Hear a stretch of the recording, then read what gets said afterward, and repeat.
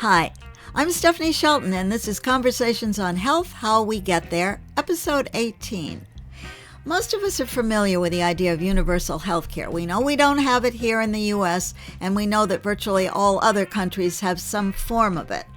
What it is, very basically, is that universal health care is full health care, free or with just a tiny little payment for all people living in a country. It's mostly paid for by tax money, and it's usually controlled by the government.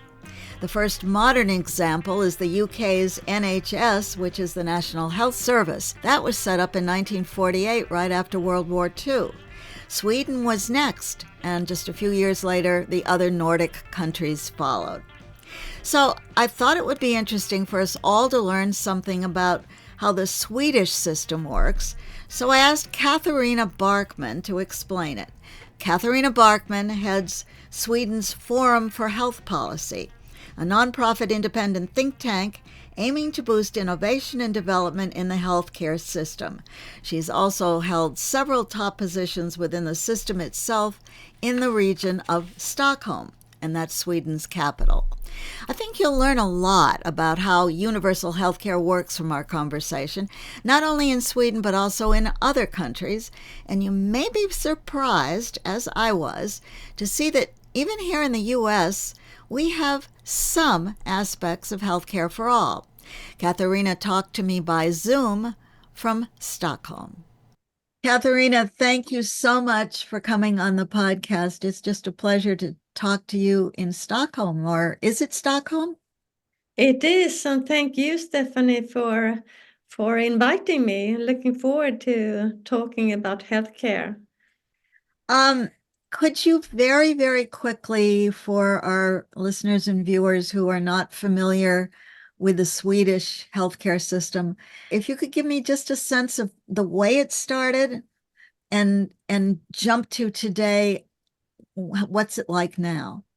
Important to know is that it's a universal coverage in Sweden, and that means that according to the Health and Social Care Act, Sweden is responsible to provide health care to its inhabitants or those who live in Sweden. Many people say healthcare is free. Well, it's free in the sense that it's tax paid, tax financed,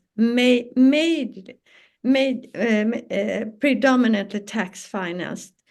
Compared to other countries, it's not so easy to understand, but we have a tax funded coverage, which we have had from 1950 up to now. One reflection, if you compare 1950 to now, is of course that we spend much more money on healthcare now, right? Compared to 1950. Exactly. I don't know, I would guess perhaps 5% of GDP in 1950, and now we're up in 11% or almost 12% of GDP. Oh. Lower than the US, which is always top ranking on the league of spending money on healthcare.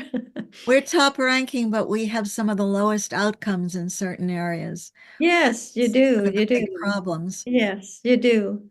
And before I continue on the Swedish healthcare system, I often hear in Sweden that, oh, the healthcare system in the US is not working. And then I usually say that, well, US has the best top healthcare system in some places, in some states, and also the worst system in some. Exactly.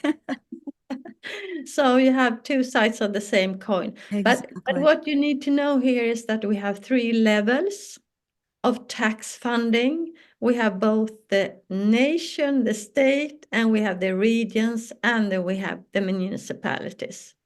So we have 21 regions, and they are responsible to provide the inhabitants with health care. And it's tax financed, and Swedes pay taxes both to the state and to the region and to the municipalities. And then we get universal health coverage. But you should also know that the health care providers, they can be both privately owned and publicly owned, but they are tax funded. Okay. So Sweden, let me get this because this is weird. It's a bit tricky, right? Yeah, because um, I I understand the tax funding. That's kind of how it works in most European countries, um, that I know anyhow. Um, but it doesn't pay for private. Most of the countries that I know about have a layer of private medical care available to those who can afford it. And in the Czech Republic, for example, if you go to the dentist, which is my own personal because I've used the dentist over there. So the private dentist will accept the Czech insurance because it's an insurance-based system. And then over that, you pay. Mm. And it's Yeah, very much like Medicare yeah, here. Medicare yeah. pays 80%, you pay 20%. Yeah, that's true. And that's the big difference with, as you call it, insurance based systems like in the Netherlands, in the Czech Republic, and in Belgium compared to the Nordic countries. We don't have the insurance phase, so we just pay our taxes, our income taxes as usual, and then we go to the healthcare. And then I pay a small fee every time I visit the primary care or I go to the emergency room. But so people could say, well, it's free, right? But we also have rather high taxes in Sweden. So we pay the public healthcare system with our taxes. But then, Stephanie, it's also interesting to note that as I would say, private healthcare that you pay with private money, privately owned, and not providing healthcare in the public system. I would say that it's increasing a bit. But for example, we only have one private emergency hospital in the whole of Sweden, which is tax funded emergency hospital, and it's also tax funded. I All think the that can I just stop you because yeah, that's we got off on a tangent, but this is very strange to me because private means mostly and to us too because we have some municipal hospitals and just a little bit of that. Private means private. You have private insurance that pays for it, or you don't mm, have insurance, you pay for it yourself mm, if you can. mm. Um, how I would think if I were in Sweden and I knew that my public funds are being used to pay for private doctors, I'd think, well, why aren't they in the system? Why are they somewhere else? And why, That's a very good question, and it's difficult to understand, first of all, how the construction of the system. But let me just give you an example, and then I will answer the question why. For now, for example, we are allowing private primary care centers to open, and if they do coincide with the rules set by the region, for example, in Stockholm, they are allowed to receive patients if they fulfill all the rules, how many doctors they should have, and they have of course, the professional quality, etc., etc. So then I go to this primary care clinic, and most people don't know. It could be publicly owned or it could be privately owned. Hmm. And if it's privately owned, it must have a contract with the region. So the region pays the private primary care center, so they don't even know if it's private or public. They just go to the primary care center and they pay their fee, and the doctor, she receives you and she, makes a diagnosis, treatment, etc., etc. Now, on the question why, that's very interesting. The reason why private providers were introduced in the Swedish healthcare originally was to increase competition. Uh-huh. Because one main problem we had was that we spent a lot of money into the healthcare system, but was it really effective? Did we get enough from tax money? For example, when we introduced the private hospital in Sweden, in Stockholm, Sankt Göran Capio, an emergency hospital, which together with the public hospitals in Sweden, and I would say the quality is the same, or it's the same level on the private one and the public one. Now the Who private one, pays who pays the salaries of the doctors and the nurses and the other personnel? so the salaries are paid by the region to the public hospitals, which the region owns.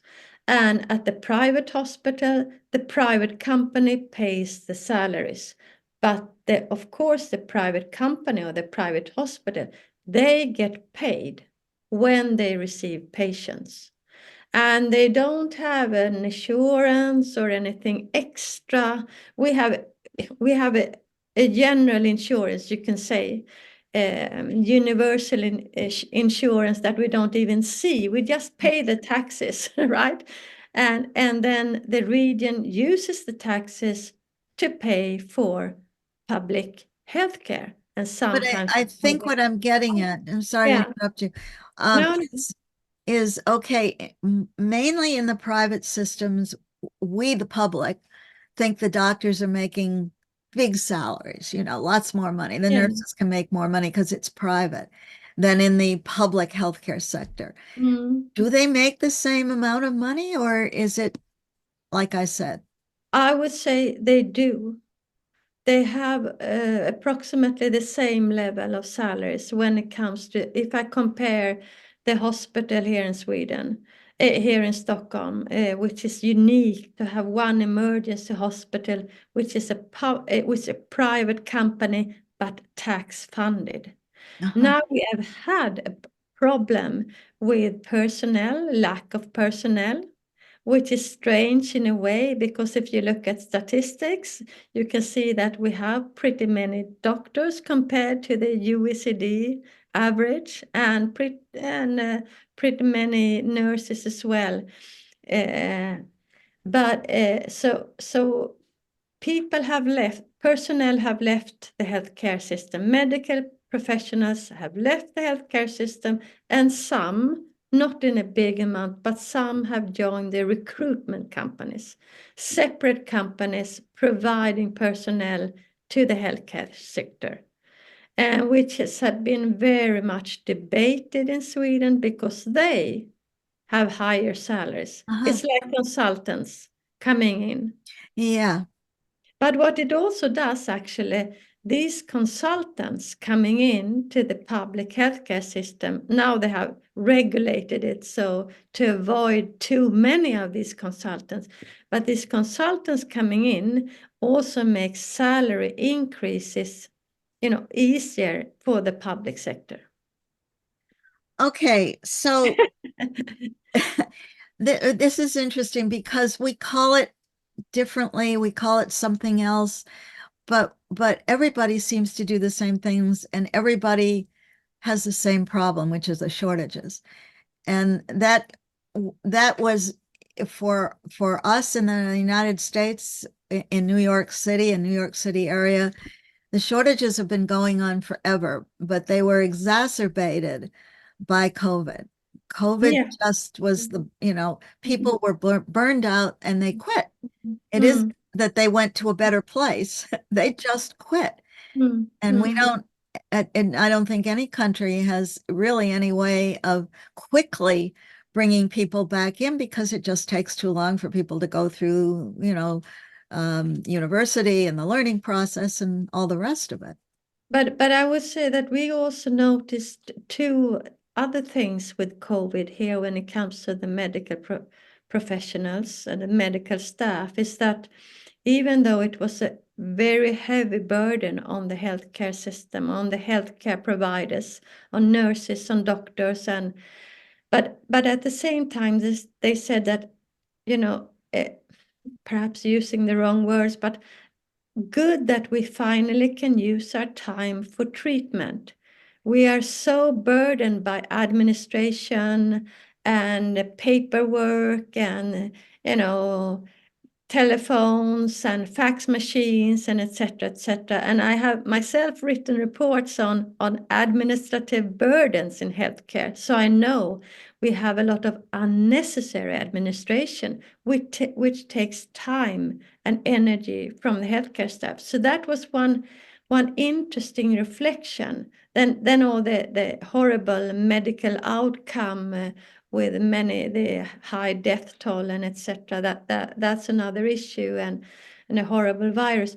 But the other reflection from COVID was also creativity when it comes to working processes and digital healthcare, healthcare online, which we started rather early in Sweden, and there were a lot of skepticism towards that.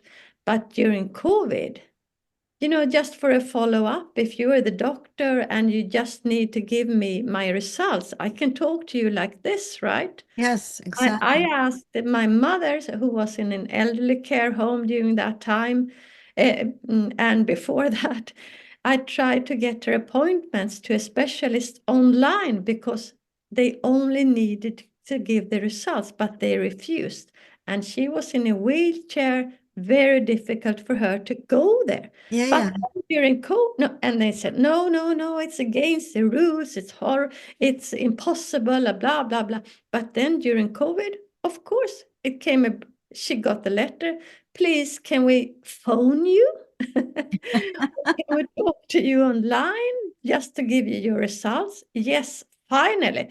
So I think the digital, the increase of digital doctors or online doctors, where you can say there are some disadvantages, but lots of advantages also with that. Just briefly, if you could go back to the why with the private healthcare. If Yeah. your healthcare is the same, essentially, Mm. whether it's publicly administrated or it's paid to a private Yeah. company, Yeah. um, why would the government want to? I can see the two-track thing, where you have private and you have your standard healthcare. But why Mm. would the government want to pay private groups rather than put that money into their own system? That's a very good question, and you must differentiate between private financing and private providing, right? Which you are now. Right. So the taxpayers or the patients or me as an inhabitant, I don't know the difference when if I go to Right. private. But as I told you before, the regions are responsible for providing healthcare. So they started introducing private healthcare within the system, private healthcare providers, to increase competition, to benchmark quality between the private healthcare providers and the public providers. And you could see that some private healthcare providers were doing better. Where, if you compared both productivity and you compared quality, and that gave also a sort of push forward for the public providers. If you don't have any competition at all, and you need actually to make sure that you get enough outcome from a lot of money that is being paid from the taxpayers into the system. If you don't have any competition whatsoever, so if a hospital keeps having a big deficit, finally you have to increase taxes more and more and more, then you have to find something else. Perhaps transparent benchmarking, which is very tough benchmarking, or quick learning to be more productive. And we have different governments on the regional level and the national level. So the ones not to the left, the more to in the middle, center to the right, they believe that competition can be a good factor. It's interesting. We are so different and yet we're so alike. You know, Yes, we it, are. We are.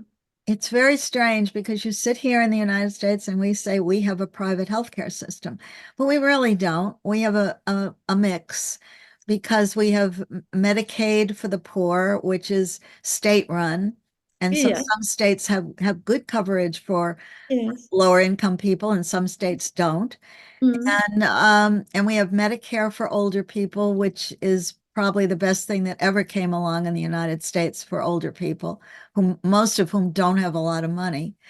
And we have a Veterans Affairs a medical system, which is absolute government-run healthcare Mm. for the veterans. So Mm. just those three things, um, we're on the government side. And then Mm. the rest of it is we have public and private hospitals in various cities, and Mm. the older cities have government-run public health hospitals. So we have a mix, and you seem to have a mix. And in many European countries, they have a mix too. And it might be a tendency that you regard public hospitals as having lower quality, then you need to go to a private hospital. But on the other hand, many public hospitals are connected to universities, and they are only the private hospitals. Take, for example, Portugal, which where I've been living a couple of years. They have the public hospitals, and people say don't go to a public hospital, go to a private, that one is better. But when it comes to more severe surgery, trauma, etc., it's a public hospital you need to go to. So I think there's a mix even there and in Europe. But the difference between the Nordic countries and the rest of the world, I would say that is we have a direct tax finance system. In the Netherlands, you can choose an insurance. Even if it's compulsory, you have to choose an insurance company. And that insurance company works a bit like the regions, the government Yes. regions in Sweden. Yeah, it's similar in the Czech Republic too. Um, so let me move on from the administrative part of it and talk about now. So now you have a lot of migrants who've come into Sweden in the last 10 years. And every country in Europe and now us, we're all dealing with this economic migrant issue. And I must say, not the subject of the podcast, but nobody's dealing with it, quote unquote, properly, in my viewpoint, anyhow. But more people are coming into the system. Some of them are paying into it, some of them aren't. Some of them just get, the health care because of one program or another. The population is aging, and it's aging out of the taxpayer kind of person who has a job and pays high taxes into being retired and may still have to pay taxes, but not in the way the working person does. And the older person who may have a bunch of chronic illnesses, and there are more and more of them. So those two factors, plus the change in the delivery of healthcare, how varied it is, how many more kinds of procedures you've got, and expensive drugs, and on and on. How does a system like yours deal with that? Because there must be a level at which you cannot increase taxation. Exactly. That's a very good question, Stephanie. And the most, I would say, important issues that we're dealing with, especially the increasing in elderly people and the chronic diseases. Swedes have a good health. And thanks to the good health, we have also good outcome in healthcare, performances, of course, also dependent on the healthcare system, but I would say also thanks to the health. If you look at the immigration that has increased, we have had the picture of, okay, those who come here, they have not as long lifespan, they have a worse health, and it's also a higher burden for the system. But now I just saw one study yesterday, I think, that looking into you have to, of course, divide the migrants into where people come from, but normally those who come are those who are strong and have good health and manage to take the route all the way to Sweden. But of course, it's still a challenge to actually provide healthcare at a high level to everyone, and including the aging population. And that's the biggest challenge in Sweden, because we also have high taxes. So what we need to do, we have several problems: high accessibility, patient satisfaction, coordinating healthcare for the patient. That's one major issue. If you go to one doctor, they send you to the next doctor, you have to wait, and then you have to be sent to the next doctor, etc., etc. Wrote a report about that last year, and I call it patient in a labyrinth. And that also costs a lot of money. So what we're trying to do at Forum for Health Policy and other researchers is to try to find where are the gaps of inefficiency? What could be done, actually? And I think there are several things that needs to be done. One thing is use digitalization and AI in the right sense. Make sure that you lower the administration burden. You have this clinical burnout because they have such bad old IT systems that take such a long time. So I've been talking about this for years and writing about this. Make sure you have an iPhone. They don't even have iPhones, and they use old fax machines. So I think it's a buffet of measures that has to be taken. We have the same problem here. Um, Yeah. we're very technically advanced in many areas. Everybody has a smartphone.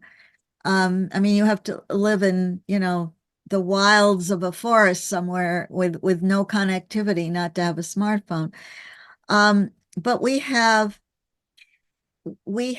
hospital groups and doctor groups that are getting bigger and bigger because doctors don't want to sit there and do paperwork all day. Same problem. Um, but they all have their own apps. So we do have doctor systems that put patient information into an app that you Mm, have on your phone. Uh, mm, and you can get your results, your test results, and all mm, that stuff all on your phone or um, on a laptop or something. It doesn't have to be a phone.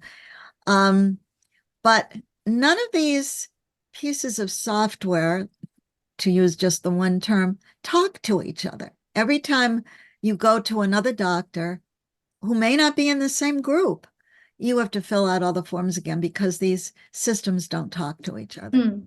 And it's the same here, Stephanie, even though we have a public healthcare system. So you could, uh, you could say, you could demand from the regional government, make sure that the systems can communicate within the region. Now we're starting to getting there, but we have also talked about the whole of Sweden, only 10, 11 million people, like the state of Illinois or something. It's a small country, right? Yeah. And it's a public healthcare system, and still it's difficult to transfer data or communicate between the different IT systems.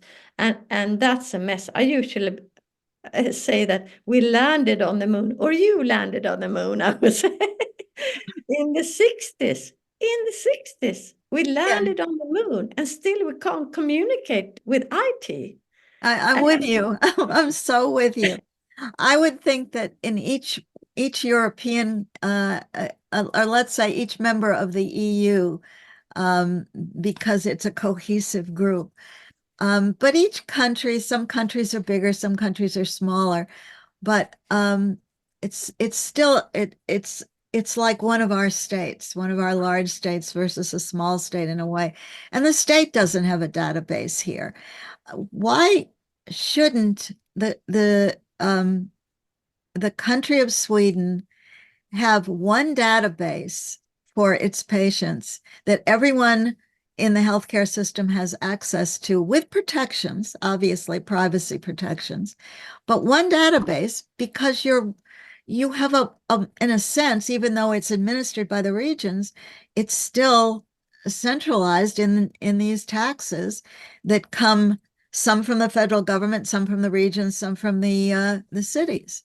And that's also a very good question. And we do have national databases, and we have the quality registers that get information about cancer survival, for example, from the different regions and the different hospitals. So there we have excellent statistics, which is very good evidence for further research and so on. We have also good statistics when it comes to consumption, as we a bit sloppy calls it, but production of healthcare, how much people go to healthcare, and etc. And we do have records online, but still we have the hindrance of transforming data. My record, for example, my electronic record, if I am in Stockholm and I go to Gothenburg and I'm in a car accident in Gothenburg, it's not at all for sure that they can see my e-health record.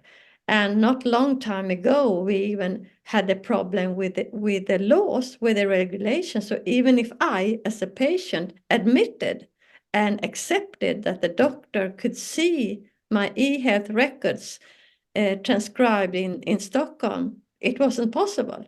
Now it's changing. So we're opening it up. But I think it's a big failure from the state when it comes to transferring personal electronic records between different healthcare providers and between the regions and the municipalities. Because, elderly care is under the municipalities and healthcare under the regions. And I've seen myself, my mother, who was in an elderly care home, the doctor couldn't see her healthcare record. It's just crazy.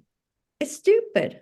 So the regions and the state, I think they have made a big mistake not introducing one infrastructure, one road, opening up to all these apps, secured, of course, and with consideration of integrity and etc. It's a big discussion in Sweden. I think we're improving step by step. Why haven't we? Sometimes I wonder, is it a cultural question? What's happening? Don't people have, decision makers? What's wrong with them? It's not cultural, and not Swedish cultural, but it is cultural. It is a medical culture, I think, that permeates all of our countries. They just never shared information this way. And the NHS, as you're well aware of in the UK, I don't know how many millions of dollars or pounds they spent 10 or 20 years ago, I don't know, for a big IT system that was just wasted, the money. And it has happened here also. We're going to leave the conversation with Catharina right there and come back to it in the next episode, episode 19, to talk particularly about AI and how it's being used in the Swedish healthcare system and how it could be used by all of us to save money and improve patient outreach and care. My thanks again to Catharina Barkman for a large chunk of her busy day. Catharina heads Sweden's Forum for Health Policy. It's a nonprofit independent think tank aiming to boost innovation and development in the healthcare system. I schedule one new podcast a month, as you probably know by now, so look for this next episode in March. The drop day is usually the third Tuesday of the month.